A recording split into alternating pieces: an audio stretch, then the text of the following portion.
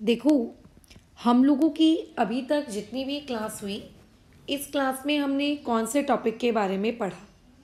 हम लोगों ने ये पढ़ लिया कि आखिर फोर्स होता क्या है। अब जो हम लोगों का इसी चैप्टर में एक अदर सेक्शन है, इसमें बेसिकली हम लोग ये पढ़ने वाले हैं कि आखिर प्रेशर क्या होता है। जैसे आपने ये सीखा ना कि फोर्स क्या होता है, वैसे ही अब आपको ये सीखना है कि प्रेशर क्या होता है। राइट। ऐसा नहीं है कि प्रेशर हम सिर्फ सीखेंगे डेफिनेशंस के वाया, फॉर्मूलोज के वाया, ऐसा नहीं है। प्रेशर ये एक ऐसी चीज़ है जिसे कभी आप देख नहीं सकते अपनी आंखों से। जैसे कि मैं देख सकती हूँ कि मेरे बाजू में मेरी दीवार पर एक पीला पेंट है, मैं देख सकती हूँ कि मेरे बाजू में हरी कलर की एक बॉटल है, मैं देख सकती हूँ मेरे सामने मेरे मोबाइल का बैक कवर ब्लैक कलर का है। वैसे ही आप प्रेशर को, ये एक ऐसी क्वांटिटी है जिसे आप देख नहीं सकते, लेकिन आप इसको महसूस कर सकते हो। प्रेशर को आप क्या नहीं कर सकते, देख नहीं सकते, कैन नॉट बी सीन, ठीक है, बट कैन बी फेल्ट, ठीक है, कैन बी फील। आप इसको क्या कर सकते हो, फील कर सकते हो। ये एक ऐसी क्वांटिटी है, ठीक है, ये एक ऐसी क्वांटिटी है। कहाँ फील किया मैडम हमने प्रेशर, बताइए तो ज़रा। अरे मेरे से ज़्यादा प्रेशर तो तुम लोग फील करते हो जब स्कूल जाते हो, है ना। तो स्कूल जाने के दौरान तुम्हारा जो बैग होता है, उस बैग को तुम कैरी करते हो, चाहे अब वो बैग तुम्हारा पट्टे वाला हो, कैसा भी हो, बट उस बैग को तुम कैरी करते हो। तो वो जो बैग जो तुम कैरी करते हो ना, वो बैग भी एक प्रकार से क्या क्रिएट करता है, तुम्हारे कंधों पर, तुम्हारी पीठ पर प्रेशर क्रिएट करता है। वो प्रेशर क्या तुमने फील नहीं किया? किया है, बिल्कुल किया है। अब ज़रूरी नहीं है स्कूल बैग, अगर आप कहीं ट्रैवल कर रहे हो, आपके पास बैग्स है, सूटकेस है, आपके पास लगेज है, उस लगेज का भी प्रेशर होता है। वो प्रेशर भी आप लोगों ने फील किया ही होगा डेफिनेटली, है ना। तो वो भी हम लोग देखते हैं कि वो चीज़ भी है। जैसे अभी ये कुली है, ये कुली को इंग्लिश भाषा में कहा जाता है पॉटर। ये जो कुली है, ये अपने बॉडी पर कितने सारे बैग्स, लगेज, सूटकेस, है ना, ये सारी चीज़ें कैरी कर रहे हैं। तो ऐसे में क्या हो रहा है, इनकी जो बॉडी है, इसकी बॉडी पर वो लगेज का क्या होता है, एक प्रेशर क्रिएट होता है। कुली के अलावा तुमने कई फ्रूट्स बेचने वाले, कई सब्जी बेचने वाले लोगों को भी देखा होगा, जो अपने सर के ऊपर टोकनी लेकर घूमते हैं। तो जब अपने सर के ऊपर टोकनी लेकर घूमते हैं, ठीक है, तो उस दौरान भी उन लोगों को ऑब्वियस है, टोकनी की वजह से उनके सर पे कोई ना कोई उनको प्रेशर फील होता होगा। राइट। मान लेते बहुत तेज हवा चल रही है और आप मस्त बालकनी में खड़े हुए हो। तो जब आप उस बहुत तेज हवा में खड़े हुए हो, तो जो हवा है फट फट आपको लगेगी, है ना, आपको क्या है, हवा लगेगी, उसके थपेड़े लगेंगे। तो आपको ऐसा लगता है, ठीक है, ऐसा लगता है कि वो पर्टिकुलर हवा आप पे दबाव क्रिएट कर रही है, ठीक है, वो आप पे क्या कर रही है, प्रेशर क्रिएट कर रही है। स्विमिंग पूल में, अच्छा चलो मान लेते स्विमिंग पूल नहीं आती, तो घर की जो पानी की टंकी होती है, अगर तुम, या चलो पानी की टंकी छोड़ो, बाल्टी ले लो, बाल्टी में अपना हाथ डालो और हाथ को जोर से फ्रीली मूव करने की कोशिश करो। तो क्या होगा, आपका हाथ उतने फ्रीली मूव नहीं कर पाएगा। आपको ऐसा लगेगा कि कोई चीज़ है जो आपके हाथ के ऊपर प्रेशर क्रिएट कर रही है, जो आपको रोकने से, मतलब हाथ को फ्रीली मूव करने से रोक रही है। So we cannot see pressure, but we can see the effect of pressure. We can feel it.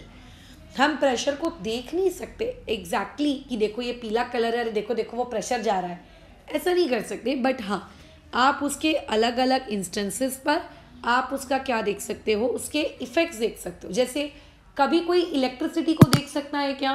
नहीं देख सकता, बट वो अलग अलग पॉइंट पे इलेक्ट्रिसिटी के इफेक्ट्स देख सकता है कि देखो ये इलेक्ट्रिसिटी की वजह से कमरे में रोशनी है, इलेक्ट्रिसिटी की वजह से पंखा चल रहा है, इलेक्ट्रिसिटी की वजह से फ्रिज में पानी ठंडा हो रहा है।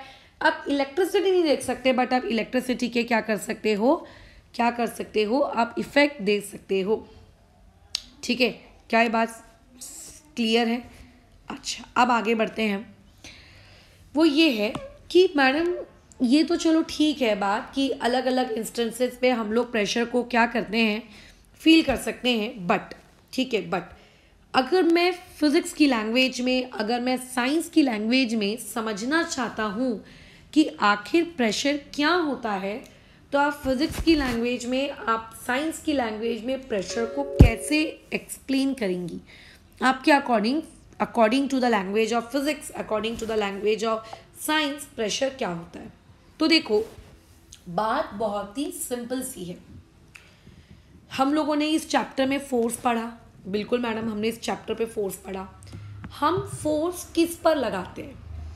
हम लोग फोर्स एक ऑब्जेक्ट पे लगाते हैं। जैसे अभी मेरे बाजू में दीवार है, मैं दीवार को मुक्का मार रही हूँ, तो मैं जो फोर्स है वो मैं दीवार पर लगा रही हूँ। दीवार के एक सर्टेन एरिया पे मैं फोर्स लगा रही हूँ, पूरी की पूरी दीवार पे तो नहीं लगा रही, उस दीवार का एक जो सर्टेन एरिया है, मैं उस एरिया पे फोर्स लगा रही हूँ। मेरे सामने कारपेंटर का एक काम चल रहा है, कारपेंटर हथौड़ी से कुछ कीले ठोक रहा है, तो वो क्या कर रहा है, आप लोगों का सर्टेन, ठीक है, वो आप लोगों का सर्टेन जगह पर वो क्या कर रहा है, फोर्स लगा रहा है। एक सर्टेन जगह पे वो क्या कर रहा है, फोर्स लगा रहा है, ठीक है, बराबर बराबर। एक सर्टेन जगह पे वो क्या कर रहा है, फोर्स लगा रहा है। एक सर्टेन जगह पर वो क्या कर रहा है, फोर्स लगा रहा है। तो जब भी फोर्स अप्लाई किया जाता है, ठीक है, जब भी फोर्स अप्लाई किया जाता है, फोर्स हमेशा एक सर्टेन, आप ठीक है, आप क्या करते हो, एक सर्टेन एरिया पे लगाते हो, है ना, बराबर बराबर। आप क्या करते हो, एक सर्टेन एरिया पे लगाते हो। अच्छा, बराबर, आप एक सर्टेन एरिया पे लगाते हो। जैसे प्रियांशु बोलेगा कि वो फोर्स लगा रहा है, इतना फोर्स लगाया उसने इतने एरिया पे, है ना, उसने इतना फोर्स लगाया इतने एरिया पे, ठीक है, इतना फोर्स लगाया उसने इतने एरिया पे। तो अगर मैं बोलूँगी, जैसे प्रियांशु ने बोला कि उसने 90 न्यूटन, न्यूटन बेसिकली फोर्स की यूनिट होती है जिसको हम लोग कैपिटल एन नामक सिंबल से इंडिकेट करते हैं। तो 90 न्यूटन का फोर्स अगर प्रियांशु ने लगाया 50 मीटर स्क्वायर के एरिया पर, ठीक है, जैसे मैं बोलूँगी प्रियांशु तूने कितनी चॉकलेट्स खरीदी, तो प्रियांशु बोलेगा मैडम मैं 90 चॉकलेट्स खरीद के लाया हूँ 50 रुपये में। तो वैसे ही मैं प्रियांशु से पूछ रही हूँ तुमने कितना फोर्स लगाया। प्रियांशु ने कहा कि मैंने 90 न्यूटन का फोर्स लगाया, मैंने 90 न्यूटन का फोर्स लगाया, है ना, कितने पे, 50 मीटर स्क्वायर के एरिया पे, 50 मीटर स्क्वायर के एरिया पर। तो अगर मैंने प्रियांशु को पूछा कि अच्छा एक बात बता प्रियांशु, अगर तेरे को मैं 1 मीटर स्क्वायर का एरिया देती, अगर मैं तुझको 1 मीटर स्क्वायर का एरिया देती, बराबर 1 मीटर स्क्वायर का एरिया देती, है ना, तो ऐसे केस में आप कितना फोर्स लगाते, कितना फोर्स लगता 1 मीटर स्क्वायर पर? क्योंकि 90 न्यूटन वो पूरा का पूरा 50 मीटर स्क्वायर पे लगा रहा है ना, वो 90 न्यूटन पूरे के पूरे, ठीक है, 50 मीटर स्क्वायर पे लगा रहा है, ठीक है। अच्छा, तो ऐसे में अगर मैं उसको सिर्फ 1 मीटर स्क्वायर का एरिया देती, तो बताओ उस 1 मीटर स्क्वायर के एरिया पे कितना फोर्स लगता, ये मैंने पूछा, फोर्स कितना लगता। तो प्रियांशु मैथ्स में अच्छा है, वो कैलकुलेशन करता और कैलकुलेशन करके मुझको बताता कि मैडम देखो 1 मीटर स्क्वायर पे फोर्स लगता 90 डिवाइडेड बाय 50। मैंने पूछा प्रियांशु तूने कैसे निकाला, तो प्रियांशु बोलेगा मैडम कुछ नहीं, मैंने क्रिस क्रॉस कर दिया, तो 90 से 1 मल्टीप्लाई हो गया, बीच में इक्वल टू आ गया, और ये कितना फोर्स लगता, मान लेते हैं इसको मैडम कि एक्स फोर्स लगता, तो ये 50 इस एक्स से मल्टीप्लाई हो जाता। आपको इसी एक्स की वैल्यू निकालनी है, तो ये आ जाता आपके पास एक्स की वैल्यू, ठीक है, ये आ जाती है आप लोगों के पास, ठीक है, आप लोगों के पास, आपके पास एक्स की वैल्यू, ये आ जाती है आप लोगों के पास, किसकी, एक्स की वैल्यू आ जाती, ठीक है, ये आपके पास आ जाती एक्स की वैल्यू।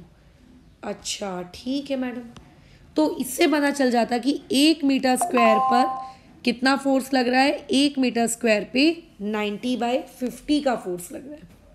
90/50 का फोर्स लग रहा है, 90/50 का फोर्स लग रहा है आपके 1 मीटर स्क्वायर पर। तो 90 क्या था, 90 क्या था, 90 एक्चुअली में क्या था, 90 एक्चुअली में टोटल फोर्स था। इस टोटल फोर्स को मैंने डिवाइड कर दिया किससे, टोटल एरिया से। इस टोटल फोर्स को मैंने डिवाइड कर दिया टोटल एरिया से। तो इससे मुझे पता चला कि कितना फोर्स लगा, ठीक है, 1 मीटर स्क्वायर पर, 1 मीटर स्क्वायर पर कितना फोर्स लगा। तो इसी चीज को फिजिक्स की लैंग्वेज में प्रेशर कहते हैं, ठीक है।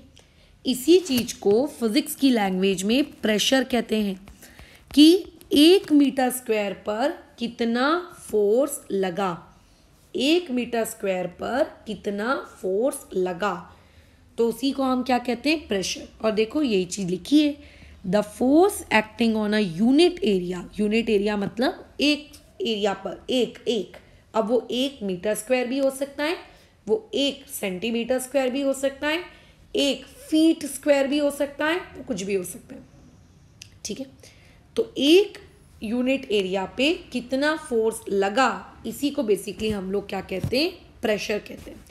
और कई स्टूडेंट्स इसको रट लेते हैं कि भैया प्रेशर का फॉर्मूला होता है फोर्स बाय एरिया, ठीक है। तो हाँ सही बात है, प्रेशर का फॉर्मूला होता है फोर्स बाय एरिया, बट कभी तुमने ये सोचा है कि फोर्स अपॉन एरिया ही क्यों, एरिया अपॉन फोर्स क्यों नहीं, फोर्स मल्टीप्लाई बाय एरिया क्यों नहीं, फोर्स प्लस एरिया क्यों नहीं, फोर्स माइनस एरिया क्यों नहीं। वो इसीलिए क्योंकि हम लोगों ने देखो यहाँ पे कैलकुलेशन की, हमारी कैलकुलेशन के अकॉर्डिंग 90/50 आया, और 90 मतलब कौन, टोटल फोर्स, 50 मतलब कौन, एरिया। इसीलिए प्रेशर का फॉर्मूला होता है फोर्स बाय एरिया। तो मैंने कोई भी चीज अभी तक रटवाने वाले लैंग्वेज से नहीं करवाई कि रट लो कि प्रेशर की डेफिनेशन ये, रट लो प्रेशर का फॉर्मूला ये। वो लॉजिकल हमने उसने बातचीत की कि हाँ यार प्रेशर का फॉर्मूला ऐसा क्यों है, हाँ यार इसका फॉर्मूला ऐसा क्यों है, राइट, ओके। तो फोर्स क्या है, सॉरी प्रेशर क्या है कि हम जो भी फोर्स लगाते हैं वो एक सर्टेन एरिया पे लगता है। बट अगर कोई तुमसे ये पूछता है कि नहीं यार मेरे को पूरे सर्टेन एरिया पे कितना फोर्स लगा, मुझे ये जानने में कोई इंटरेस्ट नहीं है, मुझे बस इतना बताओ यूनिट एरिया में कितना फोर्स लगा, यूनिट एरिया में कितना फोर्स लगा, मुझे इतना बताओ सिर्फ यूनिट एरिया में। तो जितना फोर्स यूनिट एरिया पे लगता है उसी को बेसिकली हम लोग क्या कहते हैं, प्रेशर कहते हैं। और प्रेशर का फॉर्मूला होता है, ठीक है, आपका फोर्स बाय एरिया, है ना, इसी को हम लोग क्या कहते हैं, फोर्स बाय एरिया। अब ये जो फॉर्मूला निकल के आए, इस फॉर्मूले से बहुत इंपॉर्टेंट रिजल्ट निकल कर आ रहा है। देखो pressure equal to force upon area. Force कहाँ पर है, फोर्स न्यूमरेटर में लिखा हुआ है, एरिया कहाँ लिखा है, एरिया फ्रैक्शन में नीचे लिखा है, जिसको हम लोग मैथ्स की लैंग्वेज में डिनोमिनेटर कहते हैं। यानी कि जो मेरा प्रेशर है वो डिपेंड करता है फोर्स पर। ये जो मैंने सिंबल बनाया है मैथ्स की लैंग्वेज में, इस सिंबल को कहा जाता है प्रोपोर्शनल। अगर अभी तक आपने मैथ्स में ये चैप्टर नहीं पढ़ा है तो अभी आप आगे ये चैप्टर पढ़ोगे, इसे कहा जाता है प्रोपोर्शनल। तो जो प्रेशर है वो प्रोपोर्शनल है फोर्स के, ठीक है। प्रेशर भी कहाँ लिखा है, ऊपर लिखा है, फोर्स भी उसी के बाजू में ऊपर लिखा हुआ है। तो जब दोनों क्वांटिटीज ऊपर हो या दोनों क्वांटिटीज अगर नीचे हो तो ऐसे वाले प्रोपोर्शनल को हम लोग कहते हैं डायरेक्टली प्रोपोर्शनल। ऐसे वाले प्रोपोर्शनल को हम लोग क्या कहते हैं, डायरेक्टली प्रोपोर्शनल। ऐसे वाले प्रोपोर्शनल को हम लोग क्या कहते हैं, डायरेक्टली प्रोपोर्शनल। लेकिन अब तुम ध्यान से ऑब्जर्व करो, ये जो प्रेशर है P, ये मैंने लिखा, मैंने प्रोपोर्शनल का साइन डाला, लेकिन मेरे फॉर्मूले में जो A फॉर एप्पल है वो A फॉर एप्पल डिनोमिनेटर में लिखा है, डिनोमिनेटर में। तो इस चीज को मैं लिखूंगी 1/A। मैंने 1/A क्यों लिखा, मैंने 1/A क्यों लिखा, क्योंकि A नीचे है ना, और नीचे अगर मैं A लिखूंगी तो ऊपर कुछ तो लिखना पड़ेगा, तो कुछ के नाम पे मैंने 1 लिखा। इससे मुझे क्या देख के पता चल रहा है कि मेरा P ऊपर है और मेरा A नीचे है। तो इस प्रोपोर्शनल को हम लोग कहते हैं इनवर्सली प्रोपोर्शनल। मैथ्स में आप ये सारी चीज़ें सीखेंगे। तो इससे ये पता चलता है कि प्रेशर फोर्स पे क्या होता है, डायरेक्टली प्रोपोर्शनल होता है, ठीक है। और वही प्रेशर एरिया पे इनवर्सली प्रोपोर्शनल होता है।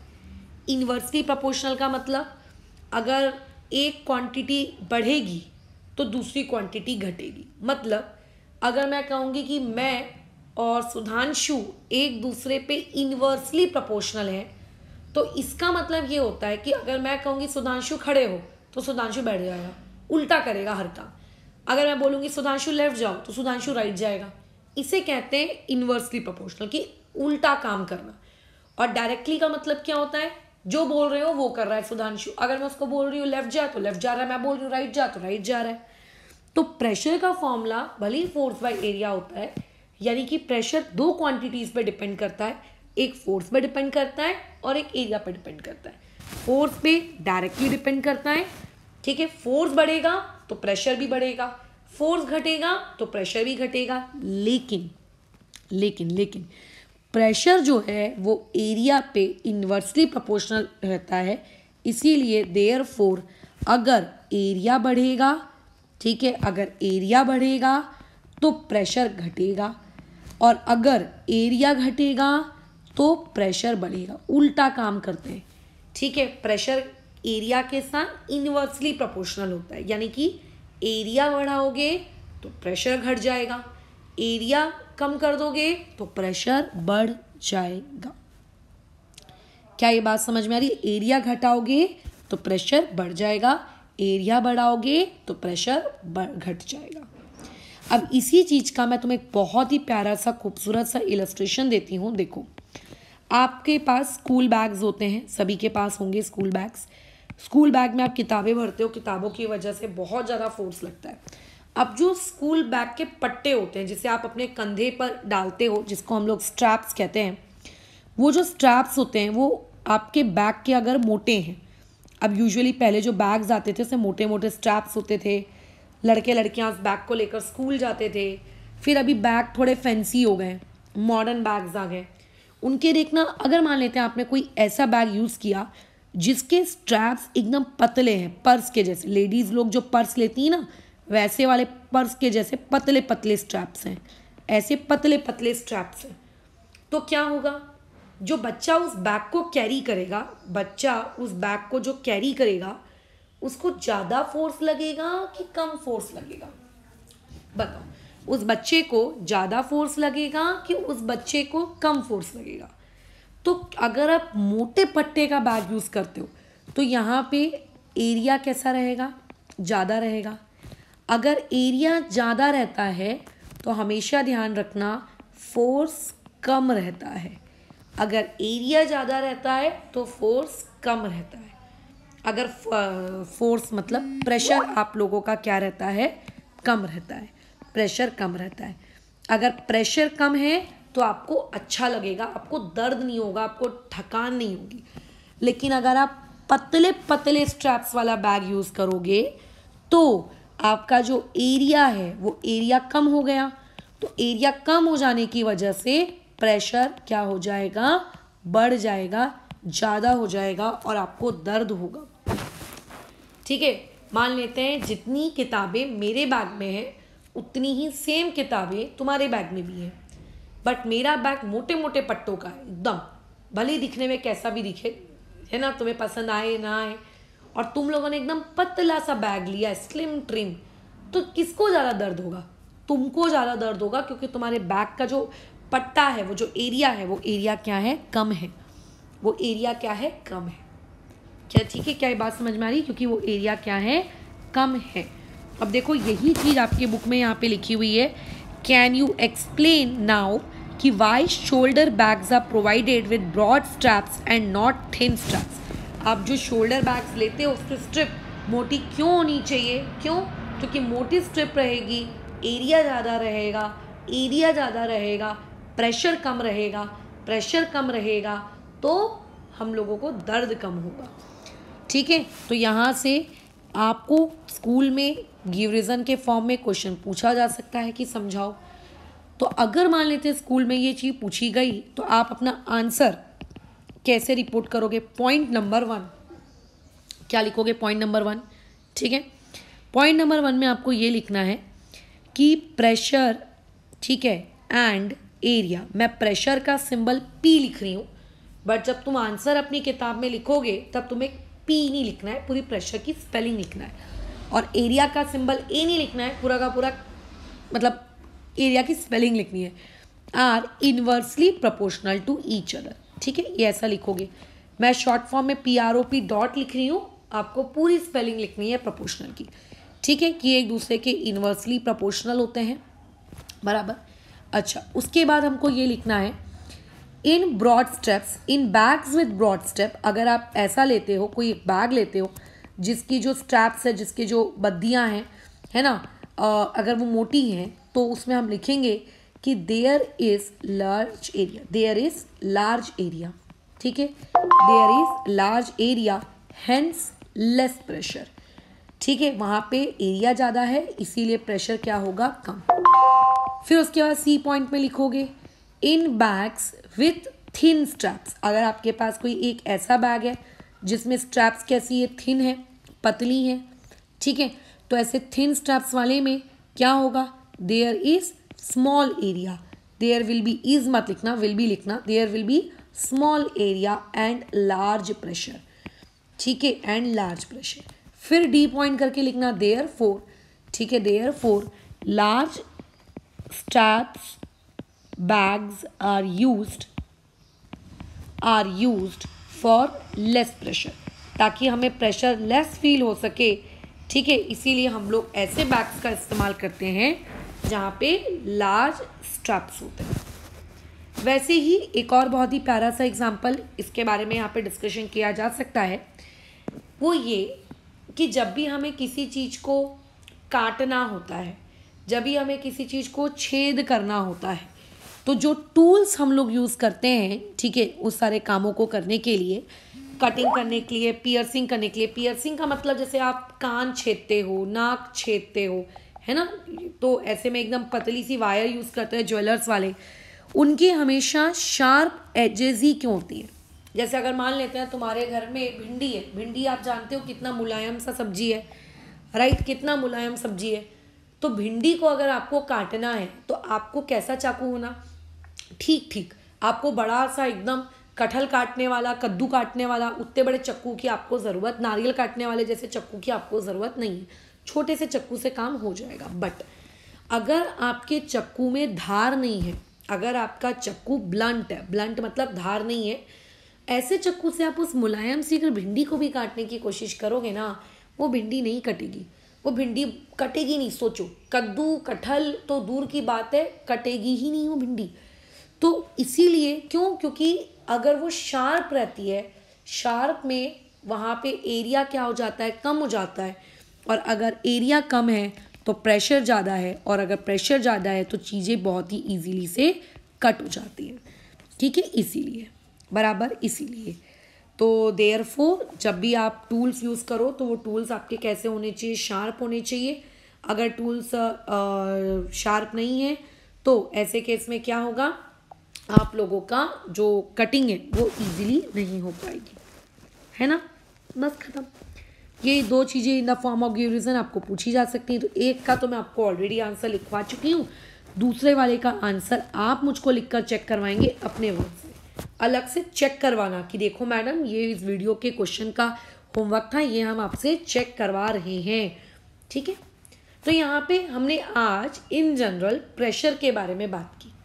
अब हम कल आगे थोड़ा सा प्रेशर को और डिटेल में समझेंगे, तब जब प्रेशर कोई लिक्विड चीज़ एक्सर्ट करती है और तब जब प्रेशर कोई गैसियस चीज़ एक्सर्ट करती है।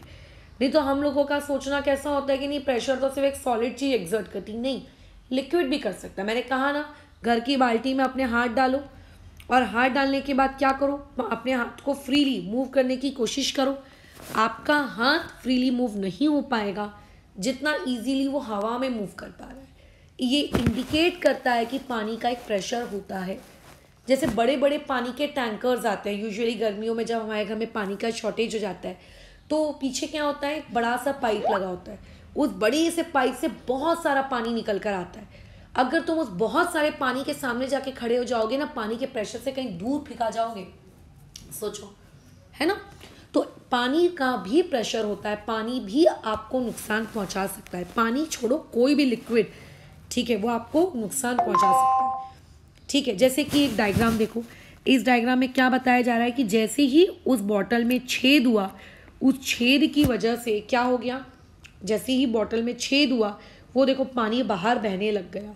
वैसे इन्होंने देखो बहुत अच्छी चीज़ की है, उसके नीचे उन्होंने ट्रे रखी है जिससे वो ये बताना भी चाह रहे हैं एक तरीके से कि पानी का वेस्टेज नहीं करना चाहिए। अगर आप किसी एक्टिविटी को भी समझने की कोशिश कर रहे हो तो पानी बहुत ज़रूरी है। तो लिक्विड जो होता है, जैसे अगर मान लेते हैं आपने ठूस ठूस के किसी बैग में अपने कपड़े भरने की कोशिश की तो बेचारा बैग भी कुछ दिन तक सहता है, वो फट जाता है। तो वैसे अगर आप किसी भी कंटेनर में क्या करते हो, किसी लिक्विड को भरते हो तो धीरे धीरे वो लिक्विड उस कंटेनर के साइज पे, उसके कंटेनर की वॉल्स पे प्रेशर एक्सर्ट करता है। और अगर प्रेशर लिमिट से अगर ज़्यादा हो जाए तो वो वॉल्स को फोड़ भी सकता है ना। बराबर ऐसा होता है। मैंने बताया वो टैंकर के जो पाइप होता है, उस टैंकर के पाइप के सामने अगर हम खड़े हो गए ना तो बहुत तेज़ी दूर फेंका जाएंगे, क्योंकि बहुत तेज़ी से प्रेशर से पानी आता है। अच्छा, अब कई लोगों को लगेगा कि नहीं मैडम, गैस तो प्रेशर एक्सर्ट नहीं करती, क्योंकि अभी हम जिस कमरे में बैठे हैं हम लोग तो बड़े अच्छे से अपने हाथों को ऐसे हिला पा रहे हैं। देखो, गैस भी प्रेशर एक्सर्ट करती है, बट ऑब्वियस है कि आपको वो फील नहीं होता है, क्योंकि गैस के जो पार्टिकल्स हैं, आप 9th स्टैंडर्ड में पढ़ोगे, दूर दूर होते हैं, आपको फील नहीं होता। बट इट डजंट मीन्स कि गैस प्रेशर एक्सर्ट नहीं करती, गैस भी प्रेशर एक्सर्ट करती है। एक बलून है, बलून हाथ में लेके बैठो और अपने दोस्त को बोलो कि अचानक से पीछे से बलून में सुई डाल दे, तो जैसे ही आपका दोस्त बलून में सुई टोचेगा ना तो बलून के अंदर जितनी भी हवा है वो देखना तुम्हारे मुंह पे एकदम प्रेशर एक्सर्ट करेगी। इससे पता चलता है कि यस, गैसेस भी प्रेशर एक्सर्ट करती हैं। अभी तुम जिस कमरे में बैठे हो, तुम्हारे कमरे में एयर है, तो वो एयर तुम पर प्रेशर एक्सर्ट कर रही है। ठीक है, वो एयर तुम पे प्रेशर एक्सर्ट कर रही है, ध्यान रखना, वो तुम पे एक्सर्ट कर रही है। मैं बता दूं, हमें फील नहीं हो रहा है लेकिन वो कर रही है, ये भी याद रखना। ठीक है, तो बस ये टॉपिक हमारा यहाँ ख़त्म होता है। कल हम एटमॉस्फेरिक प्रेशर के बारे में बात करेंगे, यानी कि एक ऐसा प्रेशर जो एटमॉस्फेयर की वजह से लगता है, और उसके बाद ये